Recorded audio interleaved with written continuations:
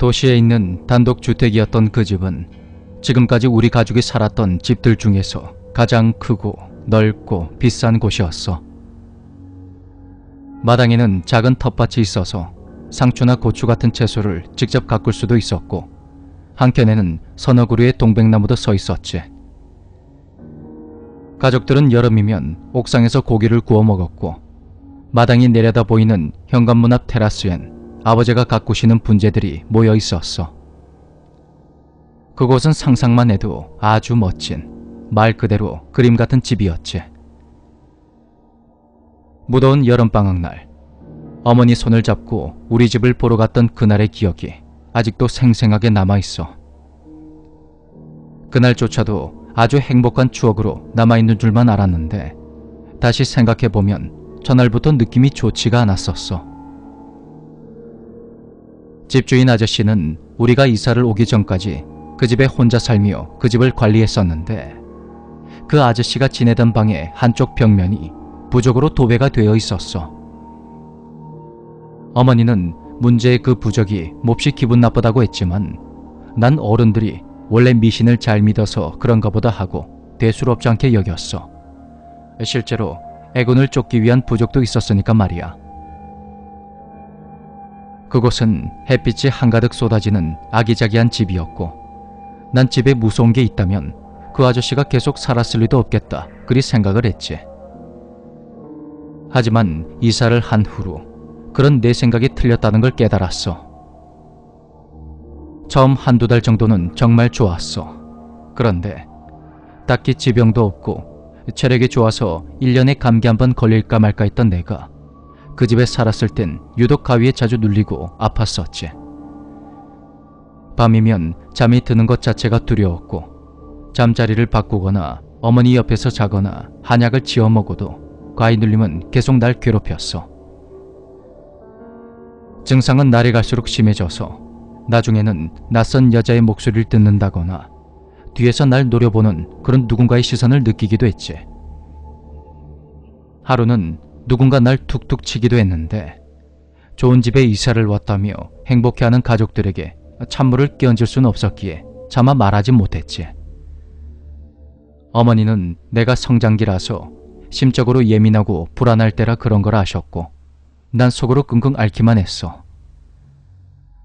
집에는 안방과 내 방, 그리고 오빠 방, 이렇게 3개의 방이 있었는데, 오빠가 군대에 가면서 그 방이 손이 잘 안 가는 물건이나 철진한 옷들을 정리해뒀었어. 그 방엔 들어갈 일이 거의 없어서 불을 꺼둔 채 문을 닫아두었지. 집에 이사를 오고 얼마 지나지 않아서 요코샤 테리어라는 강아지를 데려왔는데, 녀석은 무척 순하고 사람을 잘 따르는 편이었지. 하루는 학교를 마치고 집에 와서 혼자 컴퓨터를 하고 있는데, 강아지가 그 방문 앞에 서서는 무섭게 짖어대기 시작하는 거야. 그 무렵에 나는 거의 매일을 가위에 시달렸기 때문에 드디어 올 것이 왔구나 하는 생각이 직감적으로 들었어. 근데 무서운 만큼 호기심도 점점 커지는 거야. 난 용기를 내서 그 방의 문고리를 잡고 힘을 주어서 돌렸어.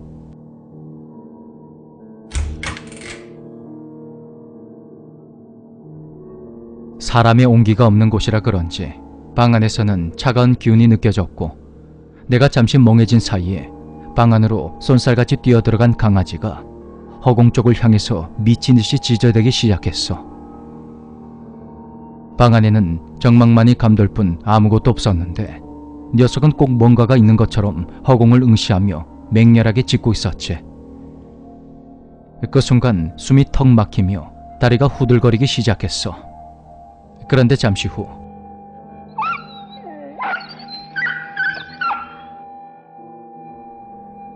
강아지가 끙끙거리면서 옆으로 넘어져 버렸어.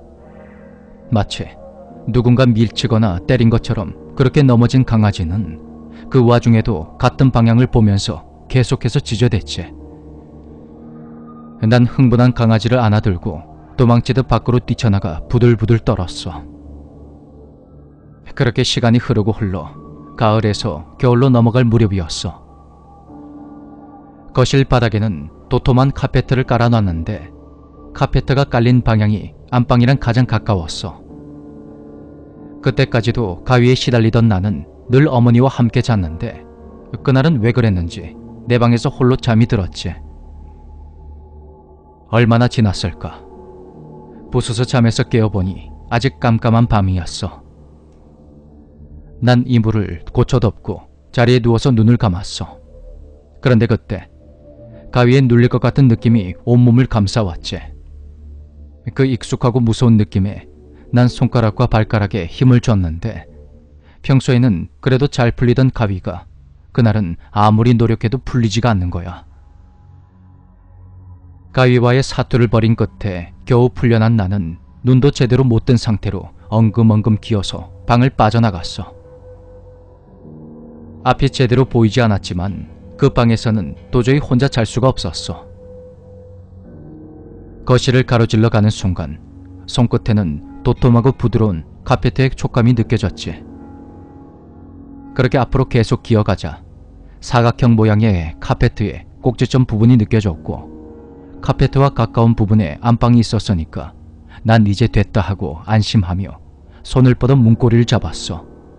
그런데 문을 열고 눈을 뜨는 순간 어떤 무거운 힘이 날 짓누르며 난 그대로 바닥에 무너져 내렸지.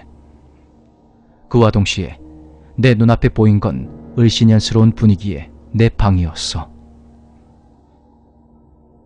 난 펑펑 울며 안방 쪽으로 뛰어갔고 그 이후로 부모님은 내가 가위 눌림 때문에 심하게 괴로워한다는 걸 알게 되셨지.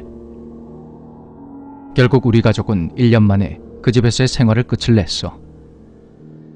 사실 그 집에 사는 동안 아버지의 사업에 문제가 생겼고 어머니는 큰 수술을 받으셨으며 두 분이 결국 이혼까지 하셨거든. 그때 내가 썼던 방이 바로 전 집주인 아저씨가 썼던 한쪽 벽면을 부족으로 도배해 두었던 바로 그 방이었어. 가족들 중에 유독 나만 이상한 일을 경험하기 때문에 그때 내 이야기를 가족들은 지금도 믿지 않는 편이야.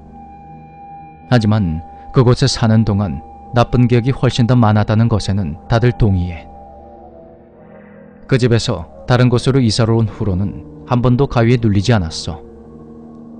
낯선 여자의 목소리를 듣는다거나 나를 노려보는 누군가의 시선도, 누군가 나를 툭툭 치는 그런 느낌도 받지 않았지.